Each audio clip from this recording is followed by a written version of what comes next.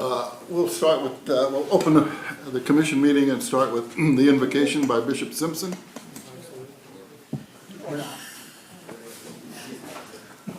You messed with them. Just take it back. Shall we pray? My Father God, we thank you for this day that you have blessed us. While we're praying for our commission, we ask you to bless those in war zones, Israel. We ask you to guide our commission as they look out for us. Bless everyone that come to the podium, that it be a blessing to the city. We ask you, oh God, that your protection be upon the city of Pittsburgh. Watch over us. We ask it even now. In the name of the Father, Son, Holy Ghost. Amen. Thank you, Bishop. Thank you. We'll do the flag salute now, please. I pledge allegiance to the flag of the United States of America and to the republic for which it stands, one nation, under God, indivisible, with liberty and justice for all. Okay, we'll open the floor for public input. It's a 5-minute session. Good evening, Mayor, City Commissioners, City Administrators. I have several friends who live along the Quincy Addition, and I just have a couple of questions, probably more suited to Mr. Bacon. Yes, ma'am? Name and address, please. I'm sorry. I'm trying to get your attention. I wasn't sure anybody in this room didn't know who I was, but okay, I'll be good. It's for the record more than anything. Yes, I understand. Joella Skiles, 112 Westfield Road. All right.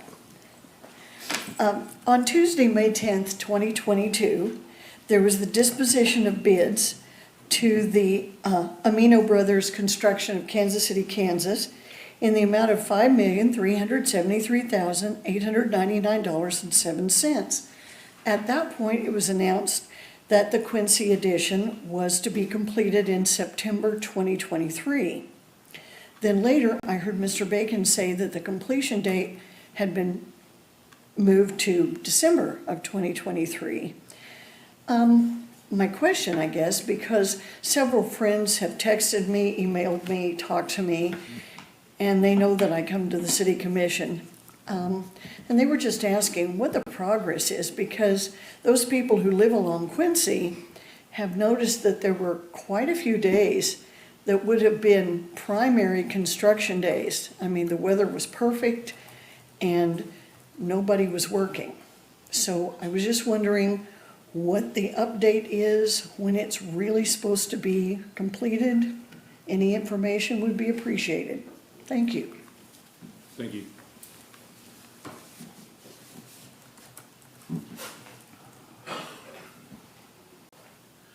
William Strength, 1515 Hampton. I've got a little background I want to go over before I ask my question. Good evening, Mayor, City Commission, and administrators. In the May 21st, 2018 P&Z meeting, Mickey Vanna from Highland Ridge Drive came in to talk about Silverback Landing. This is part of the minutes from that meeting. He stated in there the homes in the addition would be 1,800 to 2,000 square foot homes. The first phase of the project will cover 52 homes located in the southern area of the addition. Phase 2 will include a pool and be in the center of the addition. Phase 3 will be the remainder and would consist of larger lots. The director of the Community Development and Housing stated, studies have shown this type of housing is in demand, and her study showed population doubles during the day, with a large portion of the population making over $90,000. This portion of the population are willing to purchase houses just like the ones Mickey is prepared to provide. Well, in the June 25th, 2018 P&Z meeting, Mickey then stated the houses would be 1,600 square feet, and all homes in the area will be required to have 3-car garages. The RHID, which was done in 2018 for Phase 1, 60 lots, said the build-out would be year 1, 24 homes, year 2, 24 homes, and the remaining 12 would be in year 3. We're now in year 5. To date, 11 homes have been sold, completed and for sale 2, under construction 6, 1 model house 1, the model home 1, for a total of 20 homes. And the last 2 that were started are only 1,200 square feet and 2-car garages.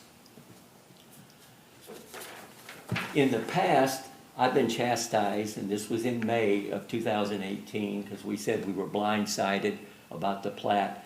I've been chastised for saying I was blindsided when the plat for Silverback Landing was presented at the P&Z meeting. To prevent this from happening again, I have one question tonight. With the current status of the number of homes started or completed in Silverback Landing, and the new housing study being discussed at the city commission meetings, is the city aware of any discussion with or by the current developer or other parties that would alter the current zoning and recorded plat for phase 2 and 3 of Silverback Landing? Thank you. Thank you, sir. We'll move on to the consent agenda. I have only one question before we call for the roll. Commissioner Munsell, could you tell us what the bunker gear is?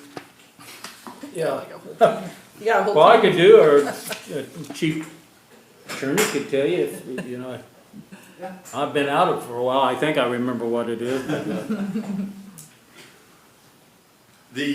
The bunker gear that we have down on here is the gear that we wear when we are going in for a structure fire. It's the heavy coats, the heavy pants, the boots, that whole ensemble that protects us and helps keep that radiant heat off of us.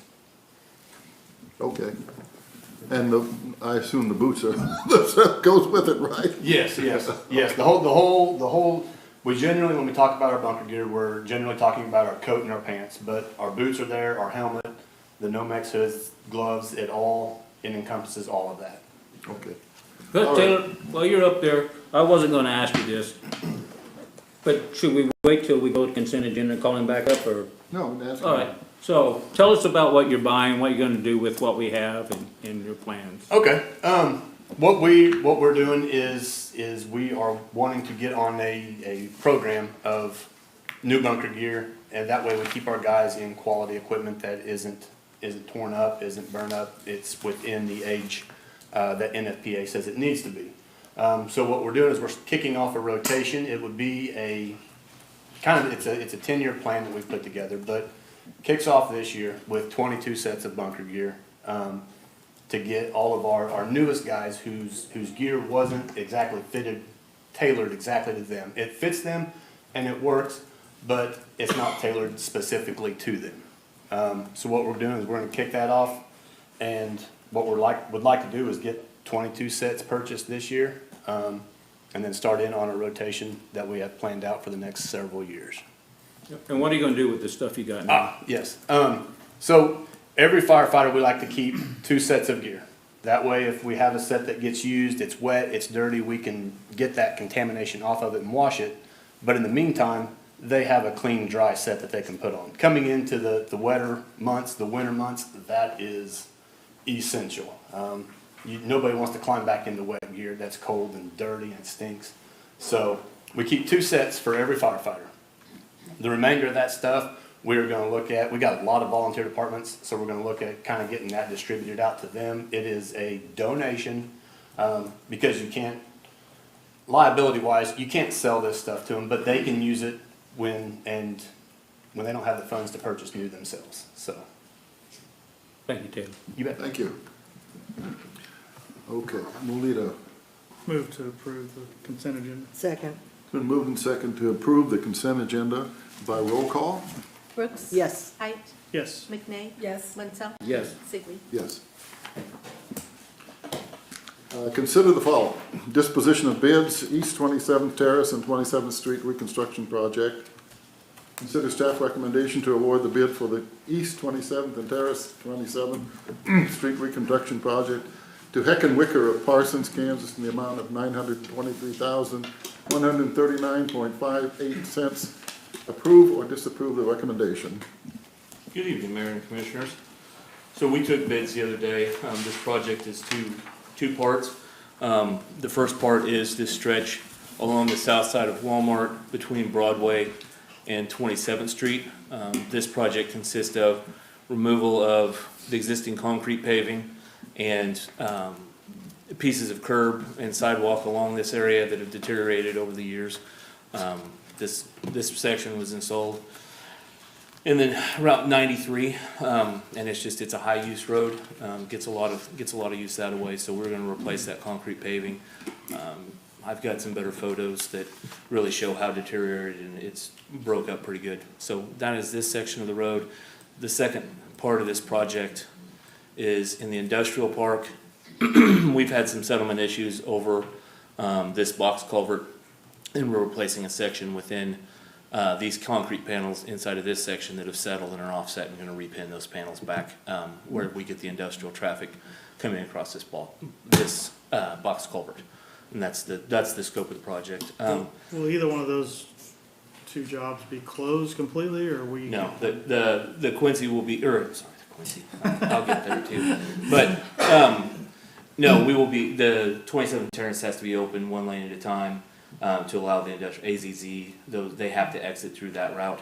27th Street, we've contacted the store manager, we'll have him involved, with the winter season, where we really get, after providing we award it tonight, we will involve them in our pre-construction meeting and timing, and that will be phased out in sections, to try and get that traffic working. Is there a time estimate, Matt?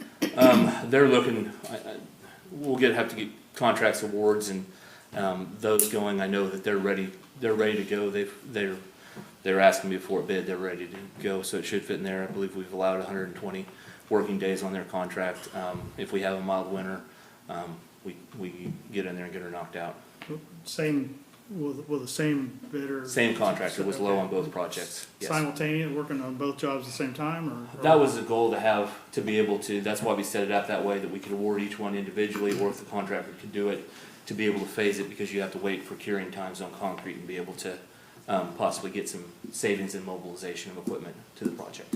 So This isn't the same company that's doing Quincy, right? this is not the same company that's doing Quincy. This is Hecken Wicker. They've done recent projects that they've done. They completed Walnut Street between 28th and 29th up by Home Depot Tractor Supply. They also did those two patches on Georgia down by JC's, and also up by Martin and Jefferson Street. So they have done work, and they've done some other sidewalk work over the years. So that was some of my questions, Matt. We've worked with this company before. Yep. And this is coming as public This will safety. be out of the I mean, street sales. This will be tax. out of the street sales tax, and we have the money allocated in the funds ready to How go. much do we get a year out of that? Approximately $2 million since the So we've latest got tax pass. that already set aside? Mhm. Yep. I don't know if this is time, but maybe you can answer that question we've asked now or at the end of the meeting on the. Can we answer at the end of the All meeting? right. with the other ones? So, my only thing is, if they start the job, hopefully they're gonna be there and finish it, Yep. not be there when they're Yeah, not. I'm gonna ask city manager to cover that at the end of the meeting. Yeah, we always cover the Okay. public input stuff we can respond to at the end. Yeah. I move to approve. Second. It's been moved and seconded to accept the recommendation. All in favor, saying aye. Aye. Aye. Aye. Thank you, Matt. Thank you. Yeah, Matt. The next item is for consider the following, is the letter agreement for professional services with Olson Studio. Consider staff recommendation to waive the city's formal bid process and approve a letter agreement for professional services with Olson Studio in the amount of $178,000, in which Olson Studio will provide services associated with downtown planning. Mayor and Commissioners, I appreciate your consideration of this. As you know, we have a lot of things going on downtown. We have a lot of things planned over the next 5 years. All of them have a significant impact on the physical ability of people to move around within the downtown, as well as the variety of factors that really make it complicated to to progress as you're growing your downtown. Obviously, parking is the primary concern here we're talking about, but there's a lot of other issues at stake. And we really would like to start having a community-wide, community-based plan that we can present to the public and engage with the public to be able to start making some concepts and some ideas about how we need to grow our downtown.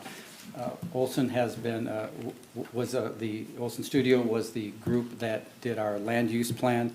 They're very familiar with Pittsburgh, and they have the skills and the capacity to do this, and we're interested in moving forward with that. Do you have any questions about that? I have one question. I look back at this schedule for Olson Services, and it says Olson reserves the right to adjust its schedule and any or all of those dates at its sole discretion for any reason, including but not limited to delays caused by a client or delays caused by third parties. So that would mean 6 months, a year, 3 years? If they're making the rules, does the city not have any say in this? We always have a say because, that is unlikely to happen. It is often a clause that you see in these kind of contracts. Some of their key staff could be ill or sick or something, so they don't want to be held to a specific date time frame if they don't feel that they can do the job with those days. But we will have an ending date on this? I mean, somewhere down the line, we're gonna be informed of this? There'll be a complete project schedule as part of there's an initial planning phase, and we'll have a complete project schedule before we take office. I think Olson has been a competent, respectful partner in the past, so. Yes, in a number of ways, in particular with our planning efforts. I have a couple of questions, kind of like, goes in line with what Doc says. In this general provisions, 2-3. Whenever it is sole discretion, Ocean determines additional services as set forth in this section 2-3, are necessary to avoid a delay in completion of projects. Necessary additional services. Ocean shall perform or obtain from others such services without waiting for specific instructions from clients. Could you give me an example of what those services might be that they wouldn't get? Well, there could be a variety of services that might be needed to do this kind of work. And if somebody on their staff maybe is assigned to do that work and all of a sudden is sick or couldn't make it, they might contract out with someone else to complete that work so that they can maintain their schedule. There is a chance that they can work with other groups as opposed to just with a Olson employee, I guess. Is that how you read that? I'm sorry, this is Brian Coombs with Olson. Yeah, Brian Coombs with Olson here, and great question, Commissioner Mansell. We have never exercised that clause. That's our general conditions that we include with all of our contracts. In my mind, that would be something in the event of an emergent situation where we needed to,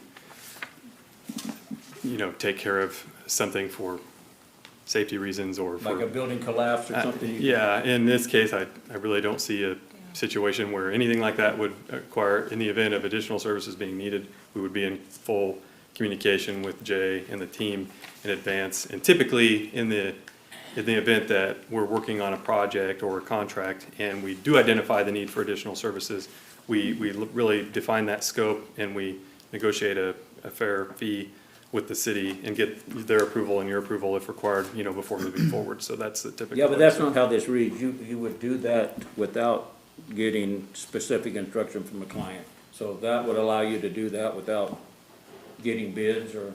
Not for additional money. Yeah, it would be within the scope of the project, Right. in case they needed to. Okay, I got another question. Now you brought up parking, Jay. And back here, parking.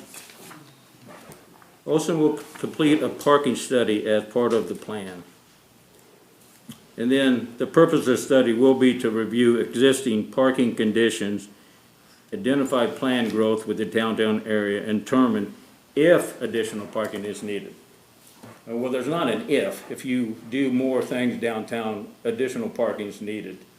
And I thought we talked about whatever project comes downtown would have to have a parking plan presented to planning and zoning.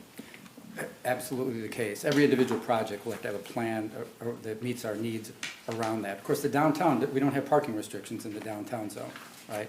Which makes it even more important to kind of plan it out beforehand, right? So we need to get a good handle on what is the traffic that's going to be generated by these projects, how many people are going to be there at what times, right?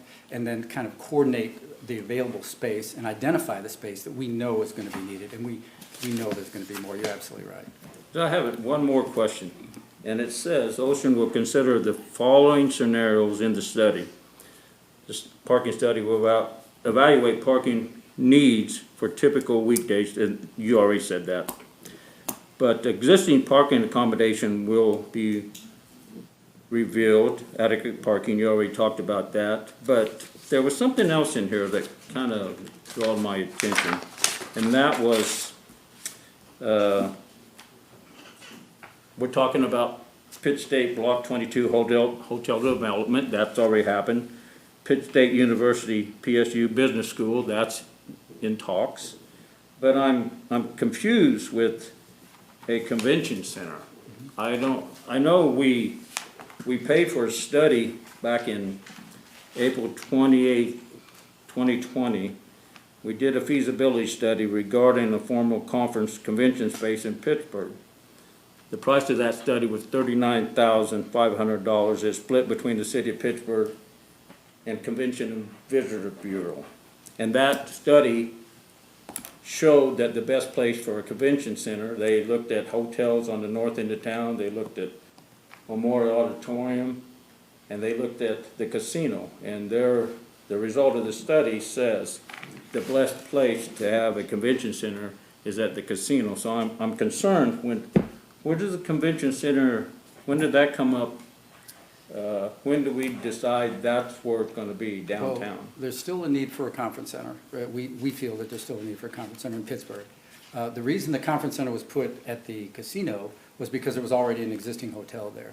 In all likelihood, if there's a conference center that's going to be put downtown, it will be in conjunction with a hotel as well, right? Those have to go together, otherwise they don't work unless they go together, right?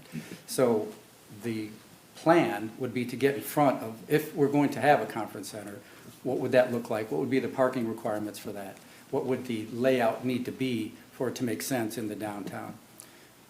The other thing is that a conference center is a good, I guess, prototype for any other kind of large venue that may be downtown, all right? The kind of parking we would need for the kind of traffic that would generate. So it would allow us to do planning for whatever development happens, whether or not it's a conference center or hotel. It could be some other facility that's created. We would still have to have some plan beforehand to how to accommodate that. So that's kind of what we're thinking. What's the difference between Memorial and, say, this project as a convention center? Because I know when say for instance, when the Kansas Lions Club had their 100-year convention, it was here. And I know that there was a lot of running around between here and the casino and the hotels. And that's not ideal, right? The idea is to have a big enough space that's open, right, that you can accommodate a considerable size of activity within a single space that is connected to a hotel. So is the best going to be that it's going to be a hotel, or was that students? In all likelihood, the best will be a student housing at this point. That's the direction we're going in. But that, again, not finalized yet. I have a question. In reading all of this, what we're voting on tonight is to waive the requirement for the bids. So I know Olson, their track record and everything, but you didn't open it up for any other bidding at all, just because of the fact that they have worked on other projects? I mean, who else would we have worked with that would have been as knowledgeable about things? Obviously, this is an engineering services contract, of course. It's for professional services. So what we would do, if we were to open it up, it would be opened up for qualifications, all right? It isn't done on a cost basis, right? We want to make sure that the people who do the work are qualified to do the work. In this case, we've got an existing contract with Olson, and we've been working with them for a number of years. They've already done our land use planning. We would have to bring up to speed any new person to be familiar with Pittsburgh, get comfortable with the environment. How much was the existing contract already? We have, it's an open contract. It's with an Olson open. to- So how did they arrive at 178 for? It's we negotiated with them, all right? We went back, sat down with us and said, okay, specifically, what are you trying to get out of this work? And this is one of the reasons why we can work with Olson comfortably, because we have that existing contract and we can negotiate with them. And they can give us the kind of results that we're gonna need to address some of the near-term issues that we know are gonna happen, because guerrilla rising is in all likelihood going to happen, all right? And we need to know now what that impact is going to be, so we can start planning for what the parking and other needs are gonna be. But then we also know that there's these other projects that are in the wings that might or might not happen, but then there also could be proxies for other projects that may happen as downtown grows. So we can look forward and try to make, assessments of where we're gonna need space, where we're gonna have additional parking, and what that would look like. There's a whole bunch of other things in the plan besides just parking, of course. but- The scope of services, I found reading it, I read it several times, and the one thing that kept popping up, and I started keeping track, is stakeholders. Tell me about that. Who are the stakeholders? That's a very good question. That's one of the first questions that they ask. Is, who do you want to be the stakeholder group for this? And we're going to start with the Downtown Advisory Board as our stakeholder group, all right? And we're also going to include downtown business owners as part of a day-long interview process that Olson has planned. Okay, now, explain that one more time, because every business downtown is considered a stakeholder? Or, They could be. We're going to put out a notice to downtown business owners that Olson is going to be here, and that they will assign time for them to meet with Olson if they're able. so they'll be considered one group then, according to what's on, The downtown, if you have to pick one group, it's the Downtown Advisory Board. It is the primary stakeholder group. So I hear you say that the process will be similar to what they did for the land bank, which, had a lot of entry points into the process from stakeholders. The land use planning. Yeah, land not use land planning, bank, yeah. Where we have big community open sessions where people would come in and give their feedback, where they would have, renderings, they would be able to draw up renderings of concepts that are brought out during that public session. These are pretty intense timeframes when they really try to draw out from the community what it is they're looking for and what impact and they have to interview all of these people who are going to potentially put these businesses in. They're going to talk to PSU folks, they're going to talk to hotel and conference center folks about what kind of traffic they would expect if it was downtown, just so we can get a handle on what the needs are. You saying if it's downtown, we still might consider what our feasibility study advised us, the best place for. Keep in mind, the casino isn't owned by the group that originally owned it when they asked us to do the feasibility study. So we are not picking projects. We are working with developers that want to build hotels that we could have a conference center. The people that own the hotel at the casino right now haven't showed no interest in building a conference center.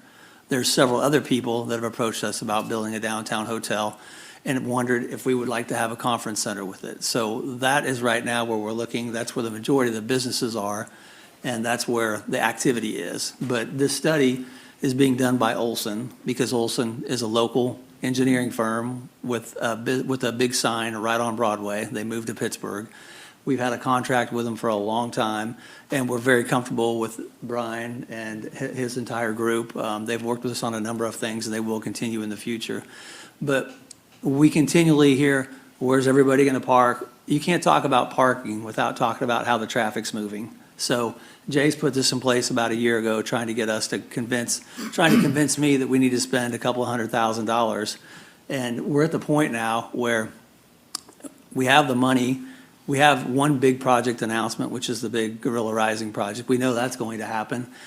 And we need to get in front of this parking plan. And the stakeholders are the whole community. Those meetings will be open to everybody. The stakeholders that we're referring to specifically is the Downtown Advisory Board, which is appointed by this city commission to represent the people in the downtown district. So it's step one of a long process. It's going to be very open. I think it's extremely needed. Where any one project is going to land, I think outside of Guerrilla Rising and the Best Hotel, it's all speculation. But what we do know is that reacting when it comes to parking is a no-win.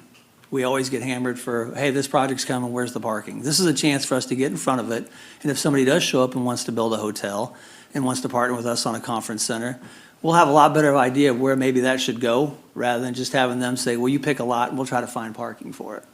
So that's all we're trying to do. There's been no decisions about hotels or conference centers, but there's been a lot of discussion about a downtown sports complex, hotels and conference centers, numerous things. So it's probably time, we felt, to come to you and say, shouldn't we take a look at a parking study and traffic flow and see if we're looking at the city?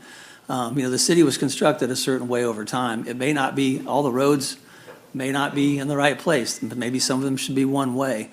We can't do that as a one-off. We need to do that in a comprehensive way, proactively, preferably with a partner that we trust, that we have a lot of experience with, and that's kind of what got us here today.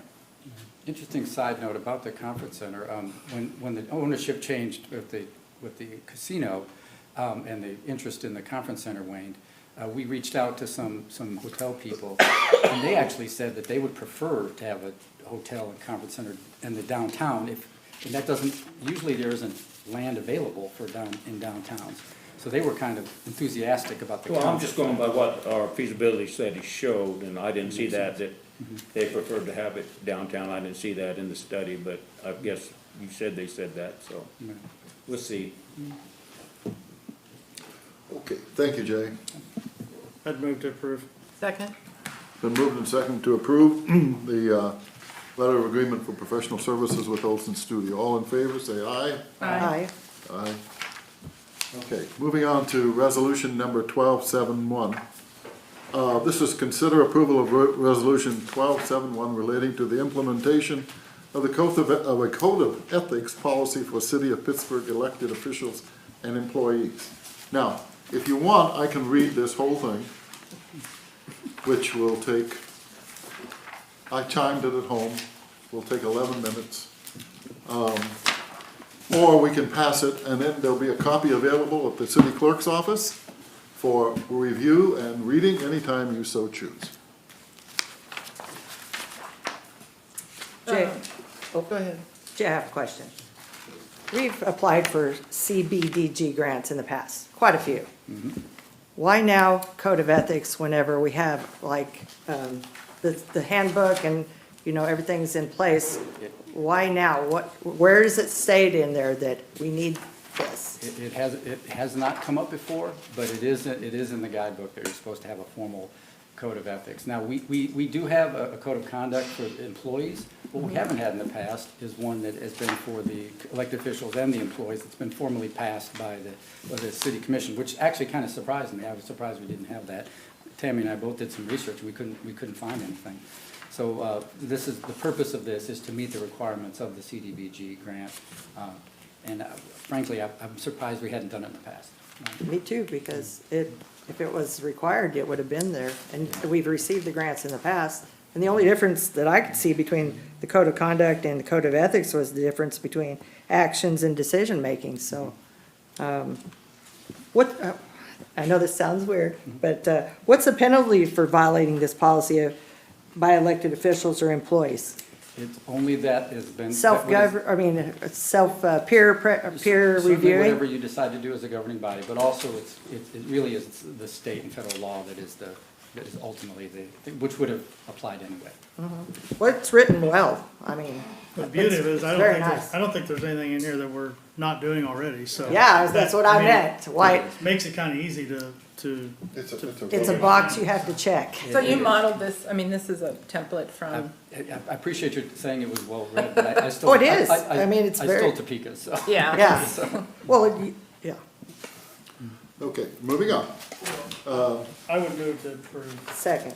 Been moved and seconded to approve the resolution 1271. All in favor, do so by saying aye. Aye. Aye.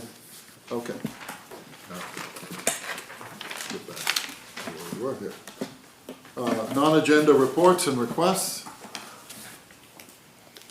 Seeing none? I had one I was gonna. Darren. I'm sorry, did I miss somebody? No, Darren needs to respond to the, Ah, okay. We got two things, which one came first? Joella had questions on Quincy, and I'm sure Matt would love to give an update on another road project.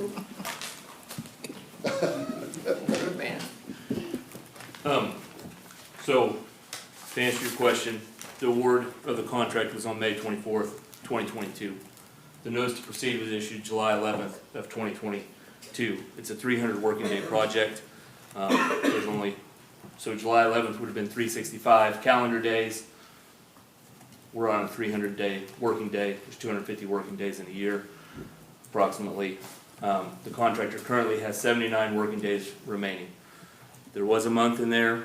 The contractor's not happy about it. I believe I addressed it the last time I talked about Quincy, where, you know, contracting doesn't work in a facility. They're jumping between projects and managing.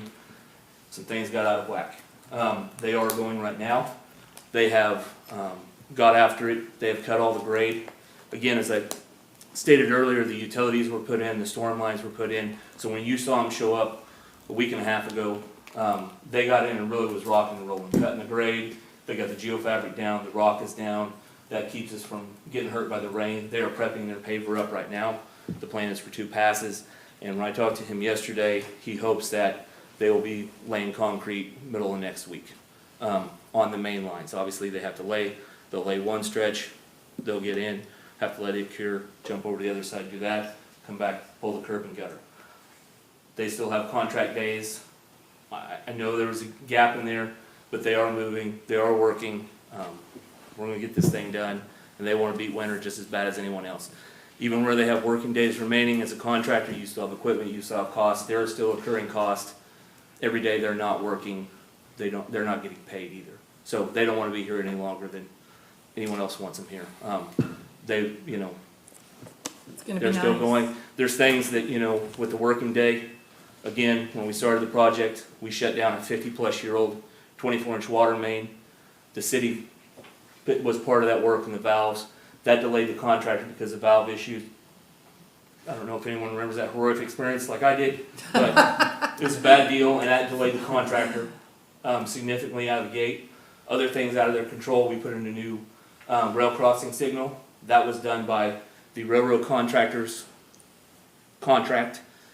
We didn't have any control of that. They told us when they would show up.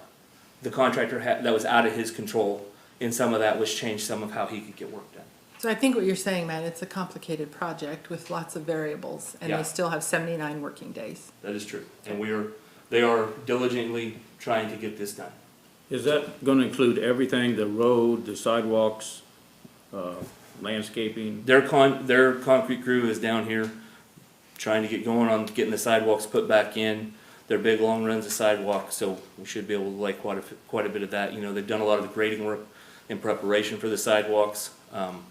So we're hoping, you know, if we can keep weather off of us, you know, we'll be all right. So It's always the most difficult for the people who live in the zone. it is a tough deal.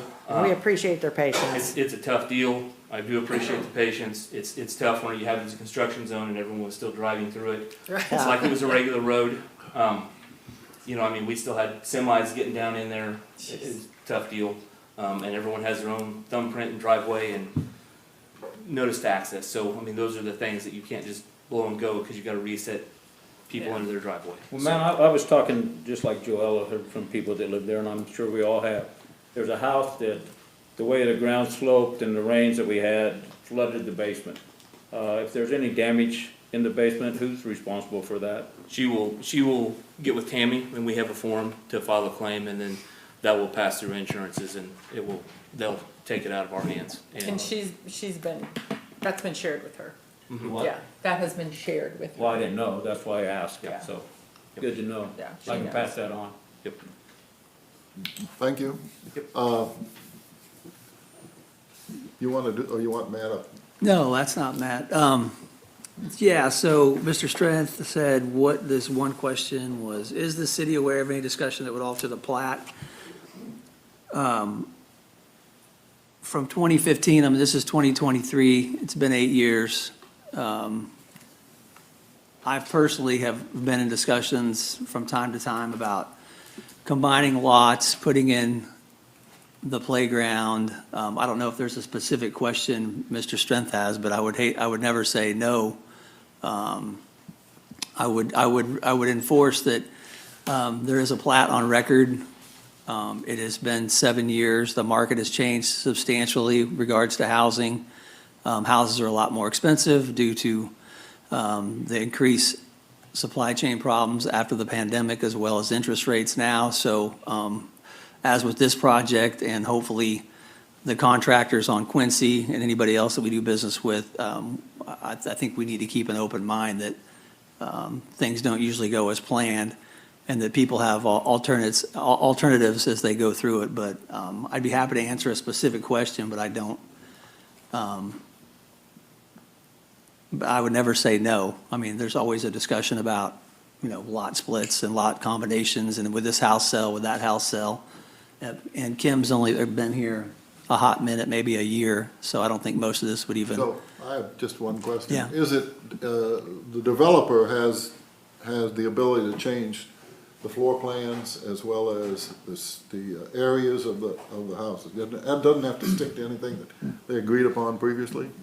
I am not an expert, but I would be pretty, I know the first phase was the phase that the RID was approved for. The second and third phases, the RID does not apply to those. If I'm correct, we would have to do a different RID for each of those.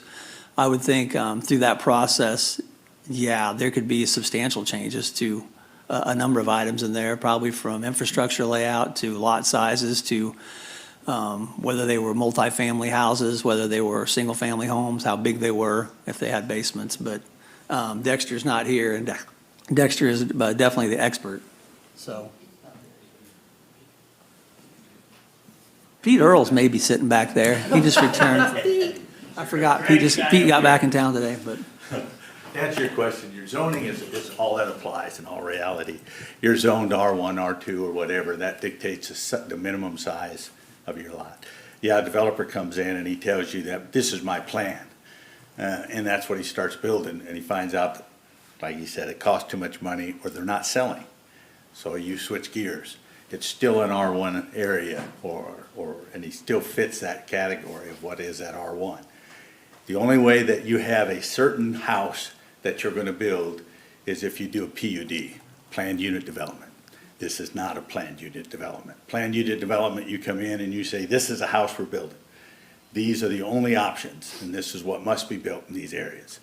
But we didn't do a planned unit development. What you did was a simple zone, R1 or R2 zoning, and that gives a developer the option to get in there and change. And yeah, I mean, like anything, it looks great if we can get in there and build 23 homes each year and get in and keep moving. That would have been great for him, and he's coming from Kansas City, and I'm sure that is exactly what happens up there. But here it doesn't. We have other developments going on at the same time. And so he didn't get, there's a lot of things that happened out there.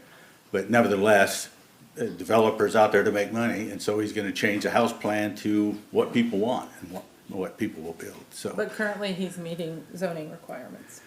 He's meeting his zoning requirements, and with the plat, that's all he's required to do. So he can change the square footing, you said? He can, as What long as about, it fits, as long as it fits the minimum requirement for an R1 or R2, whatever it's zoned So out there. there's been a lot of discussion of lower income housing for homeless. Could that also be, if somebody wants to come in and put a lot of those lower income homeless houses out there? Again, it goes back to the developer, and is that gonna affect his development? And then the answer would probably, yes, it would. So he probably wouldn't do it in that area, because he still has to look at, he has to sell, he's gotta make money on all those lots, and I'm not the developer. But, he's restricted by what it's zoned, that's what I'm saying. Well, that's the issue, because I know when we're talking about it, that probably not a lot of developers are in the business to make lower income homeless housing. So No, that's it's a not. problem, Doesn't make any money. yeah. But you're the commission that will approve the RID if they use RID for the next 2 phases. So at that point, you will have the ability to influence what's built out there, whether it's lower income or mansions or whatever it is. I mean, you will have, right now, we're talking about phase 1 and it's zoned, and that's Yeah. what he's building. And you have to understand that the phase 2 and phase 3 that's all gonna come back to you, and if they change the zoning, if they come in and say, oh, we're gonna do, R3s or whatever, that all has to come back, because that'll all be different from what's zoned up there right now. Thank you. Thank you. Thanks, Pete. All All right, I don't have anything for the mayor's moment this evening, other than that it should continue to rain, we hope. I do have a request, though. Okay, Homeowners that live along the bypass, and I don't know where it starts, say from Centennial to Fourth Street, they used to be no jake braking signs on that stretch. And there's been a lot of complaints that those signs are gone and semis jake brake and rattles the windows. So what happened? Is there something we could put this sign back up? That's a request that was made to me. It's KDOT, isn't it? That's what I'm Yeah, that's thinking. a state highway, Chuck. That's gonna be a KDOT, sign requirement. I So don't know if would they're used to. Matt, could you contact them, or do I need to ask KDOT, that question? Why they were removed? Yeah, we can definitely ask them why they went away Yeah, and if they'll put them back. appreciate that. Can you let me know that, Matt, when you find out? Thanks. Move to adjourn? Question mark? Are we ready to adjourn? Move to adjourn? yes, move to adjourn. Second. Been moved and seconded to adjourn. To adjourn.